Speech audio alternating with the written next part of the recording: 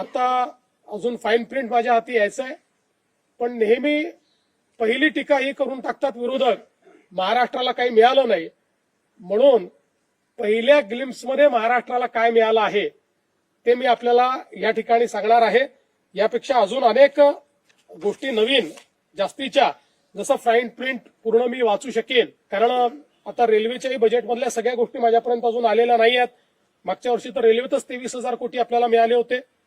सगळ्यात महत्वाचं, डिव्होल्युशन ऑफ टॅक्सेसमध्ये नवीन आपल्याला जी काही त्यांनी फॉर्म्युला दिलेला आहे त्यात महाराष्ट्राला फायदा झालेला आहे.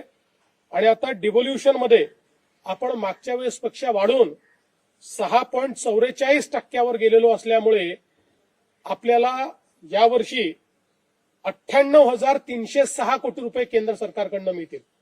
98,306 कोटी, जे आपण जर विचार केला तर मागील वर्षी जे आपल्याला मिळत होते त्यापेक्षा भरीव जास्त आहे.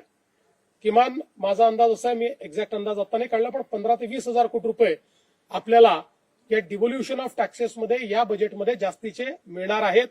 हे एक महाराष्ट्राकरता, आणि हे दरवर्षी वाढत जाणार आहे, कारण आपलं पर्सेंटेज वाढल्यामुळे डिव्होल्युशनचा जो पूल आहे त्या पूलमध्ये दरवर्षी जी काही राईज होते ती राईज पर्सेंटेजनी आपल्याशी शेअर होणार असल्यामुळे आपला मूळ पर्सेंटेज वाढल्यामुळे दरवर्षी वाढीव पद्धतीनं आपल्याला हा निधी मिळणार आहे. यावर्षी 98,000 कोटी, 98,306 म्हणजे जवळपास 1,00,000 कोटी रुपये हे केंद्र सरकारकडनं मिळणार आहे.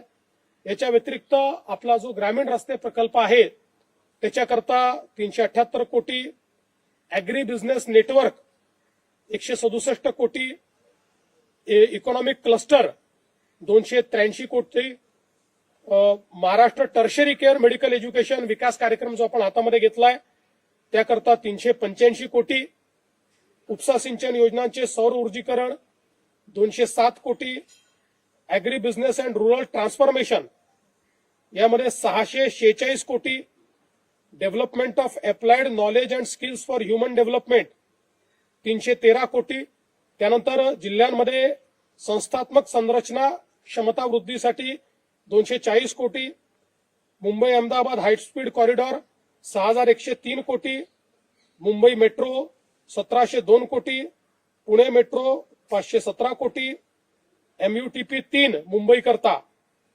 462 कोटी, MMR रिजन मध्ये ग्रीन मोबिलिटी 155 कोटी, महामार्गावर ITS 680 कोटी, असे वेगवेगळे हे प्रकल्प आहेत.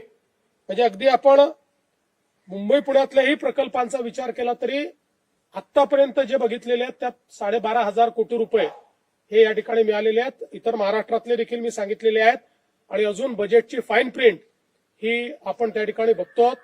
त्यामुळे एकीकडे महाराष्ट्राला डिव्होल्युशन ऑफ टॅक्सेसमधनं 1,00,000 कोटी रुपये आणि वेगवेगळ्या योजनांवर देखील मोठ्या प्रमाणात निधी हा महाराष्ट्राला या अर्थसंकल्पातनं मिळालेला आहे. एकूणच जर आपण अर्थसंकल्प बघितला तर आपण जी काही तिसऱ्या अर्थव्यवस्थेकडे वेगवान वाटचाल करतो त्याचं प्रतिबिंब या अर्थसंकल्पात आपल्याला पाहायला मिळतंय. 7% ग्रोथ रेट, जगामध्ये सर्वाधिक वेगाने विकसित होणारी अर्थव्यवस्था पुन्हा एकदा भारत प्रस्थापित झालेला आहे 7% ग्रोथ रेटमुळे. आणि हे सगळं करत असताना वित्तीय तूट ही 4.5% आत आणण्यात पुन्हा एकदा अर्थमंत्र्यांना यश मिळालेलं आहे.